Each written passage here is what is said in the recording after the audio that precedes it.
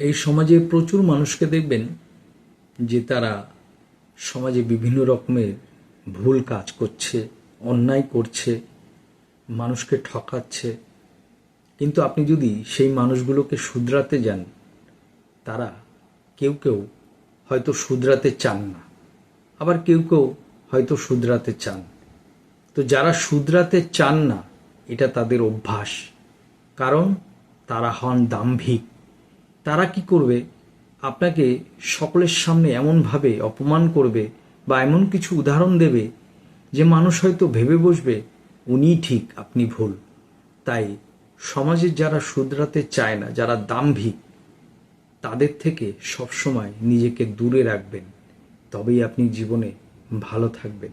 না হলে বর্তমান সময় খুব খারাপ, খারাপ মানুষই বেশি দেখতে পাবেন।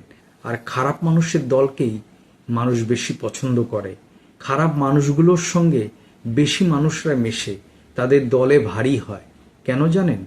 তারাও চায় ওই খারাপ কাজ করে নিজেরা রোজগার করব, ক্ষমতা অর্জন করব, মানুষকে ঠকাবো, মানুষকে বিপদে ফেলবো।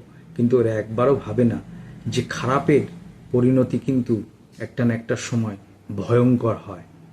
তাই সব সময় যারা ভালো হওয়ার নয়, যারা কথা শোনার নয়, তাদেরকে কখনো উপদেশ দেবেন না। তাদের কথা শুনে যদি আপনার মনে হয় যে ঠিক, তাহলে তার সঙ্গে মিশুন। আর যদি মনে হয় সে ঠিক নয়, তাহলে সেখান থেকে সরে আসুন। তাহলে আপনি ভালো থাকতে পারবেন। না হলে আপনি অপমানিত হবেন, মানুষের কাছে আপনি ছোট হবেন।